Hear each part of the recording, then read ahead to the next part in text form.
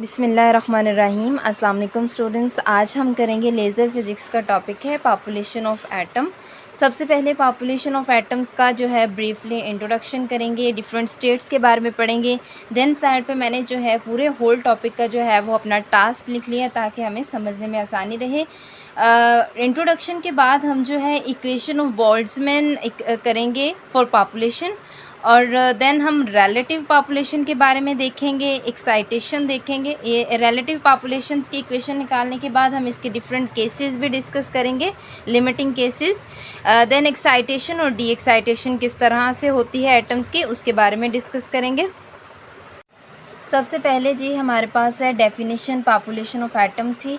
Population of atoms का define क्या है? The number of atoms per unit volume occupied by particular energy state is known as the population of atoms। यानी जो हमारे पास बहुत सारे एटम्स होते हैं पर यूनिट वॉल्यूम ऑक्यूपाइड करते हैं by a particular energy state, एक पर्टिकुलर एनर्जी स्टेट से, ये हमारे पास पॉपुलेशन ऑफ एटम्स कहलाते हैं। इसके कुछ इंपॉर्टेंट पॉइंट्स हैं वो देख लेते हैं हम लोग। सबसे पहले है जी लोअर एनर्जी स्टेट जो होती है, जो सबसे नीचे वाली एनर्जी स्टेट होती है उसको हम कहते हैं ग्राउंड एनर्जी स्टेट। इसका लाइफ टाइम हमारे पास इन्फिनिटी होता है। देन एक्साइटेड स्टेट जो होती हैं उसकी दो टाइप्स होती हैं। फर्स्ट पे हमारे पास होती है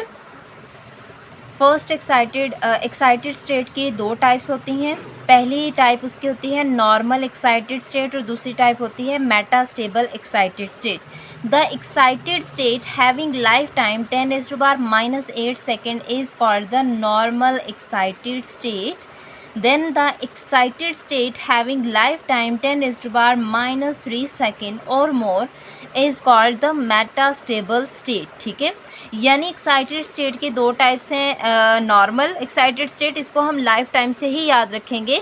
10⁻⁸ जो है वो नॉर्मल एक्साइटेड स्टेट, 10⁻³ सेकेंड और मोर या फिर इससे ज़्यादा जो है वो मेटास्टेबल एक्साइटेड स्टेट कहलाती है। ये जो है इंपॉर्टेंट पॉइंट्स मैंने लिखे हैं। इसमें नंबर ऑफ़ एमसीक्यूज़ हमारे पास निकल रहे हैं, बहुत सारे एमसीक्यूज़ जो है वो कवर हो रहे हैं। यानी लोअर एनर्जी स्टेट का लाइफ टाइम इनफाइनाइट होता है, इन्फिनिटी तक जाता है। उसके बाद नॉर्मल का ये लाइफ टाइम, मेटास्टेबल का ये लाइफ टाइम, तो एमसीक्यूज़ के लिए ये हमारे लिए काफ़ी हेल्पफुल रहेंगे।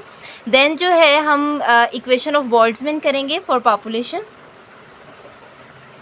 The population n of atoms in energy state depends upon temperature T and given by Boltzmann equation this one।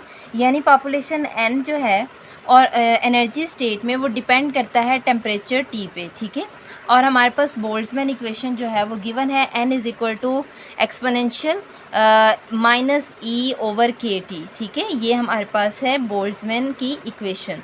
इसके बाद हमारे पास यहाँ पर where k is the Boltzmann constant having value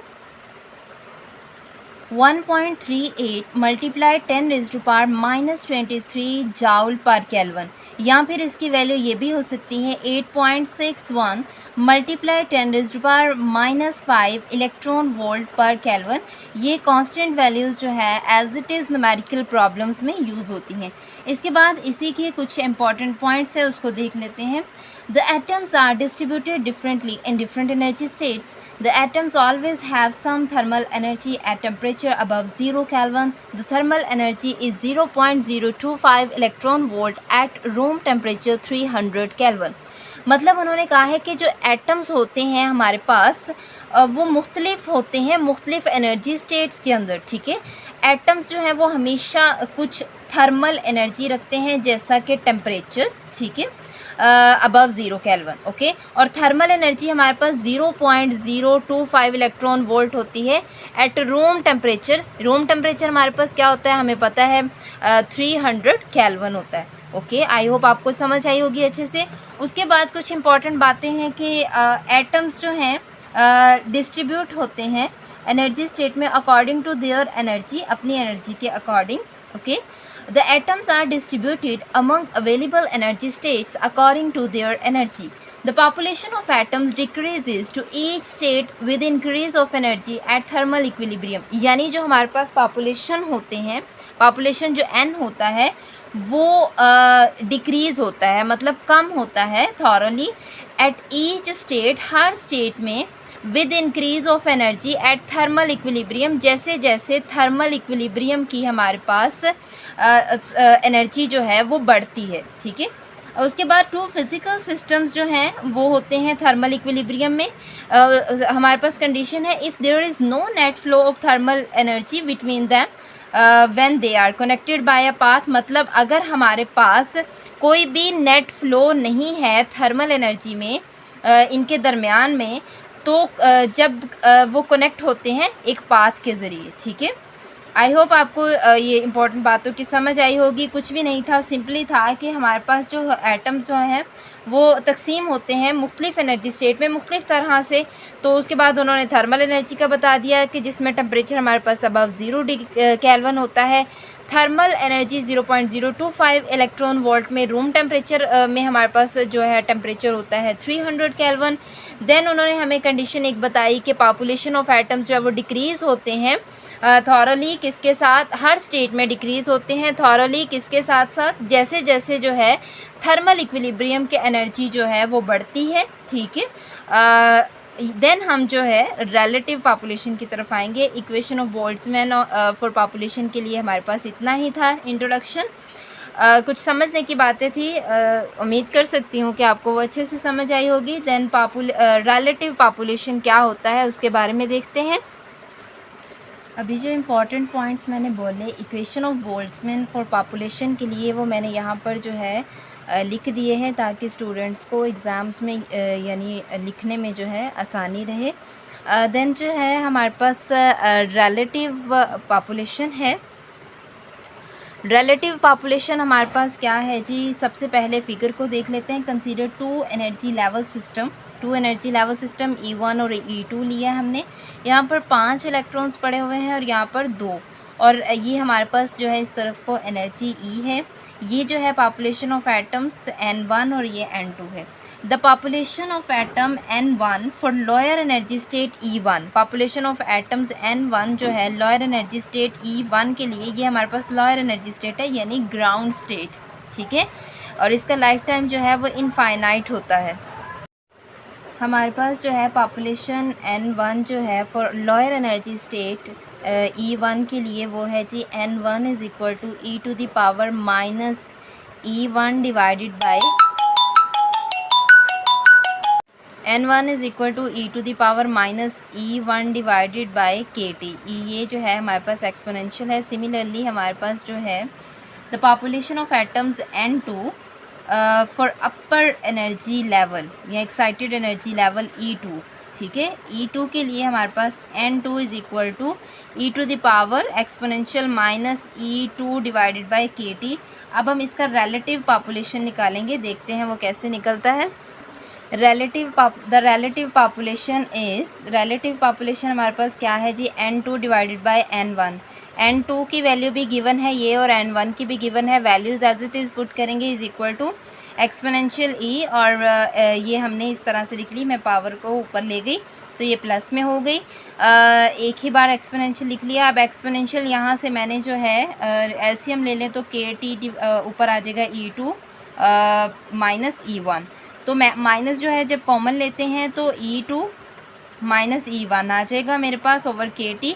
E2 minus E1 जो है we know that मेरे पास E2 minus E1 जो है वो होता है चेंज इन एनर्जी, ठीक है। Change in energy del E के इक्वल होता है। इसकी जगह मैंने ये पुट कर दिया। देन यहाँ से N2 की वैल्यू चाहिए, N2 इधर ही रहेगा, N1 जो है यहाँ डिवाइड हो रहा है, दूसरी साइड पर जाकर मल्टीप्लाई हो जाएगा, तो ये इक्वेशन कुछ इस फॉर्म में बन जाएगी। देन हमारे पास जो है एनर्जी की वैल्यू होती है, हमने जो है शुरू में जब इंट्रोडक्शन पढ़ा था उसमें देखा था एनर्जी की वैल्यू होती है H न्यू के, वेयर H इज़ द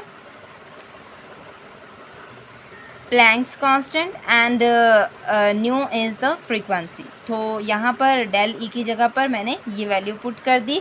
मेरे पास यहाँ पर इक्वेशन बनी N2 is equal to N1 exponential की power minus H nu divided by KT। ये मेरे पास निकल आया है रिलेटिव पॉपुलेशन।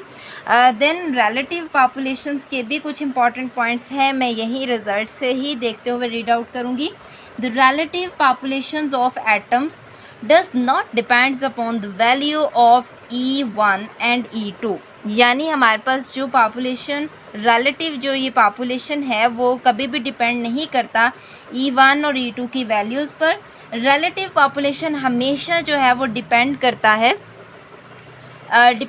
है एनर्जी डिफरेंस पे, मतलब E2 minus E1 is equal to del E, इस पे डिपेंड करता है। सेपरेटली E1 एनर्जी और E2 एनर्जी के लिए कभी भी वो डिपेंड नहीं करता। और देन है जी हमारे पास the relative populations of atoms is bigger for higher temperature for certain energy difference. Relative populations of atoms जो है वो बड़ा होता है हायर एनर्जी टेम्परेचर्स के लिए, कोई ख़ास जो है एनर्जी डिफरेंस जब होता है उसके लिए। All atoms are in ground state at room temperatures. तमाम एटम्स जो है ग्राउंड स्टेट में होते हैं, रूम टेम्परेचर में होते हैं। रूम टेम्परेचर हमारे पास होता है 300 kelvin, we know that. There are more atoms in the lower energy states than in the higher energy state at the thermal equilibrium। मतलब बहुत सारे एटम्स जो है वो लोअर एनर्जी स्टेट में पड़े होते हैं as compared to higher energy state. अभी हमने जो फिगर देखी उसमें लोअर एनर्जी स्टेट जो है थी हमारे पास, उसमें 5 हमारे पास एटम्स पड़े हुए थे और हायर एनर्जी स्टेट में जस्ट 2 एटम्स पड़े हुए थे। तो ये बात हमारी क्लियर हुई। अगर मैं आपको फिगर दिखा सकूँ, ये देखिएगा लोअर एनर्जी स्टेट यानी ग्राउंड स्टेट में ज़्यादा एटम पड़े हुए हैं as compared to higher energy state. तो ये बात उन्होंने की कि लोअर एनर्जी स्टेट में मोर एटम्स होते हैं as compared to higher energy state, okay, at the equilibrium. ये जो इम्पोर्टेंट पॉइंट्स थे ये एक तरह से इस इक्वेशन का रिज़ल्ट था कि इसी जब हमने रिलेटिव पॉपुलेशन की इक्वेशन निकाल ली ये वाली फ़ाइनल, तो उसके बाद हम रिज़ल्ट की हेडिंग दे के स्टूडेंट्स के लिए बहुत हेल्पफुल होता है। पेपर प्रेजेंटेशन बहुत ज़्यादा जो है मैटर करती है। इस रिज़ल्ट के बाद हम जो है 2-3 लाइंस में अभी जो मैंने एक्सप्लेन किया उसको लिख देंगे रिज़ल्ट की हेडिंग दे के कि वो किस चीज़ पे डिपेंड कर रहा है, कि पॉपुलेशन रिलेटिव पॉपुलेशन किस चीज़ पे डिपेंड कर रहा है, किस चीज़ पे डिपेंड नहीं कर रहा। और फिर उसके बाद हमने ये देखा कि लोअर एनर्जी स्टेट में ज़्यादा एटम पड़े होते हैं as compared to higher energy state, उसको भी हम अपनी लाइन में अपनी वर्डिंग में लिख सकते हैं।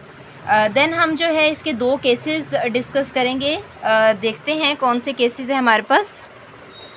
केस नंबर 1 हमारे पास है जब हम जो है एनर्जी जो को ज़ीरो रखते हैं, डेल ई को ज़ीरो रखते हैं, मतलब इसको मैं यूँ भी लिख सकती हूँ E2 minus E1 is equal to zero, ठीक है, इस तरह भी लिख सकती हूँ। इसको सॉल्व करते हैं। मेरे पास फाइनल इक्वेशन क्या आई थी?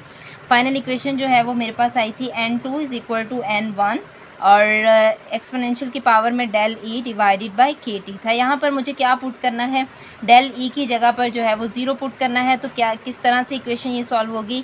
इसकी जगह मैंने पुट कर दिया, जब ज़ीरो पुट करूँगी तो नीचे वाली पूरी टर्म भी सारी ज़ीरो हो जाएगी, तो मैं एज़ इट इज़ इसी तरह से लिख लूँगी। तो ये मेरे पास आ जाएगा ई की पावर में ज़ीरो हो, ई नॉट जो है वो 1 के इक्वल होता है। तो मेरे पास फाइनल इक्वेशन आई N2 is equal to N1, ठीक है। ये मेरे पास केस 1 आया। केस 2 सॉल्व करके देखते हैं क्या रिज़ल्ट आते हैं हमारे पास। केस 2 में भी हम इसी इक्वेशन को यूज़ करेंगे, N2 is equal to N1 E to the power minus del E divided by K T. इसको इक्वेशन 1 कह देती हूँ। फ्रॉम इक्वेशन 1 मुझे क्या करना है, यहाँ पर इक्वेशन केस 2 में हमने जो है टेम्परेचर को इन्फिनिटी तक लेकर जाना है।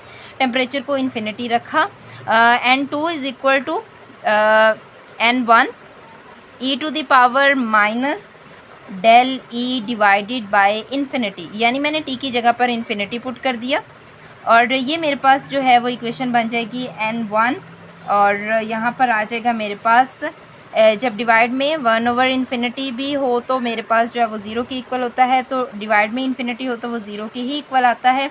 तो मेरे पास ई नॉट दोबारा से जो है वो 1 के इक्वल आ गया। ये भी हमारे पास जो है as it is constant value है।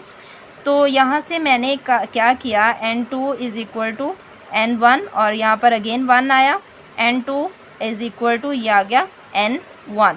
मेरे पास दोनों केसेस में सेम आंसर आया है।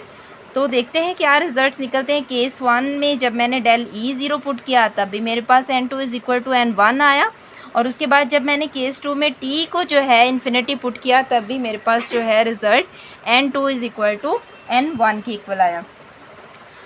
इसमें क्या है जी, हमारे पास the fraction of atoms would be large if temperature is large. हमारे पास फ्रैक्शन ऑफ क्या रिजल्ट्स निकालते हैं, फ्रैक्शन ऑफ एटम्स जो है वो लार्ज हो जाती है जब अगर हम टेम्परेचर को लार्ज रखते हैं। The population of the higher state can not exceed the population of the lower state as long as the material is in thermal equilibrium. इसके बाद इन दोनों केसेस के बाद जो है हम लोग एक्साइटेशन और डी एक्साइटेशन के बारे में शॉर्टली देखते हैं, देन फिर हमारा टॉपिक जो है वो वाइंड अप हो जाएगा। एक्साइटेशन क्या होती है? The process is known as excitation when electrons of the ground state receive and the amount of energy equal to the difference of energy of ground state and one of the excited state is known as the excitation। क्या मतलब है उनकी बात का कि हमारे पास जो है उन्होंने कहा कि हमारे पास जो है जब इलेक्ट्रॉन्स जो हैं ग्राउंड स्टेट के वो रिसीव करते हैं अमाउंट ऑफ एनर्जी, यानी एनर्जी जो है ई जो है वो इक्वल होती है डिफरेंस ऑफ द एनर्जी, मतलब E2 माइनस E1 या फिर डेल ई भी हम कह सकते हैं, डेल ई। ठीक है, ये चीज़ें of the ground state and one of the excited state, ground state की या फिर एक एक्साइटेड स्टेट की, तो वो हमारे पास कहलाती है एक्साइटेशन। देखें फर्स्ट हम जो है एक फ़ोटोन देते हैं, यहाँ से जो है इलेक्ट्रॉन्स या फिर एटम्स जो है वो जंप करता है इस एनर्जी स्टेट की तरफ, तो हमारे पास ये जो है एक्साइटेशन कहलाती है। आगे ही मैंने इंपॉर्टेंट लाइन पॉइंट बना दिया, द इलेक्ट्रॉन और atom jumps to the excited state due to the excitation. Excitation की वजह से वो जंप करता है, मूव करता है फर्स्ट एनर्जी स्टेट से एक्साइटेड एनर्जी स्टेट की तरफ। This phenomena is called the absorption और स्टिमुलेटेड एब्जॉर्प्शन। और इसके बाद the absorbed energy for two level system के लिए एब्जॉर्ब्ड एनर्जी हमारे पास H nu is equal to E2 minus E1 होता है। ठीक है, ये एच न्यू कहाँ से आया, हमें पता है कि डेल ई जो है वो हमारे पास इक्वल है एच न्यू के, तो यहाँ पर डेल ई अगर होगा, del E is equal to E2 minus E1 यानी चेंज इन एनर्जी, तो वो यहाँ पर मेरे पास इसके इक्वल आ जाएगी। इसके बाद हम जो है डिस्कस करेंगे डी एक्साइटेशन को। डी एक्साइटेशन क्या होती है हमारे पास, इसके लिए जो है हमारे पास फोटोन जो है वो रिलीज़ होता है। क्या होता है, the electron can not stay in the excited state for a long time, यानी इलेक्ट्रॉन जो एटम या फिर इलेक्ट्रॉन है वो स्टे नहीं करता ज़्यादा टाइम के लिए इस स्टेट में, एक्साइटेड स्टेट में। It has to get rid of the excess energy in order to come to the lower energy state. Okay, the mechanism in which energy is released in the form of a photon, ऐसा अमल जिसमें हमारे पास energy जो है photon की form में release हो रही है, यहाँ पर हमें नज़र आ रहा है साफ फिगर में। जब इलेक्ट्रॉन या फिर एटम जो है वो जंप करता है from excited state to the ground state, जब हमारे पास इलेक्ट्रॉन जो है वो एक्साइटेड स्टेट के नीचे, एक्साइटेड स्टेट से नीचे ग्राउंड स्टेट पर या फिर फर्स्ट एनर्जी स्टेट पर जो है वो आता है, जंप करता है, या फिर जंप करता है between any two excited state, यानी यहाँ पर तो हमने दो एनर्जी लेवल लिए, अगर दो से ज़्यादा एनर्जी लेवल हमारे पास 3 या 4 हैं, चौथे से तीसरे की तरफ आ रहा है या फिर तीसरे से दूसरे लेवल पर आ रहा है, तो ये हमारे पास पूरा प्रोसेस जो है वो कहलाता है डी एक्साइटेशन। ठीक है, यानी इलेक्ट्रॉन एक्साइटेड स्टेट से ग्राउंड स्टेट की तरफ या लोअर एनर्जी स्टेट की तरफ जंप जब करे, मूव करे, तो उस पूरे प्रोसेस को, पूरे मैकेनिज़्म को हम जो है डी एक्साइटेशन कहते हैं। This phenomena is known as the spontaneous emission. ये फिनोमिना हमारे पास स्पॉन्टेनियस एमिशन कहलाता है। लास्ट लेक्चर में हमने जो है एब्जॉर्प्शन के बारे में और एब्जॉर्प्शन और स्टिमुलेटेड एब्जॉर्प्शन, स्पॉन्टेनियस एमिशन, इस सब के बारे में बहुत डिटेल से पढ़ा था। आज हमने जो है एक्साइटेशन और डी एक्साइटेशन में भी इसके कॉन्सेप्ट्स को क्लियर किया है। The energy of emitted photon for two level energy state हमारे पास जो है वो h nu is equal to E2 minus E1 आ गया हमारे पास। आज के लिए इतना ही। उम्मीद कर सकती हूँ कि आपको लेक्चर की अच्छे से समझ आई होगी। ये जो हमने टॉपिक आज किया है इसमें हमने जो है शुरू में ही जो है हम अपना टास्क जो है वो क्लियर कर लिया था कि इसमें आया कि हमने क्या-क्या जो है इसको डिस्कस करना है। जब शुरू में ही हम एक आउटलाइन की फॉर्म में टास्क बना लेते हैं तो हमारे लिए लॉन्ग क्वेश्चन कवर करना जो है वो आसान हो जाता है। ये लॉन्ग क्वेश्चन जिस तरह से मैंने एक्सप्लेन किया है पॉइंट्स बनाकर, हेडिंग्स देकर, तो ये पेपर के लिए एग्ज़ाम्स के में जो है स्टूडेंट्स इसको अच्छे से अटेम्प्ट कर सकते हैं। और दूसरी बात, इस पूरे टॉपिक में नंबर ऑफ़ एमसीक्यूज़ जो हैं वो बन रहे हैं। अगर आप इस टॉपिक को अच्छे से करेंगे तो बहुत सारे एमसीक्यूज़ भी आपके कवर होंगे इसमें। तो आज के लिए इतना ही। आई होप आपको अच्छे से समझ आई होगी। नेक्स्ट वीडियो में नेक्स्ट टॉपिक करेंगे। ओके, अल्लाह हाफ़िज़, टेक केयर।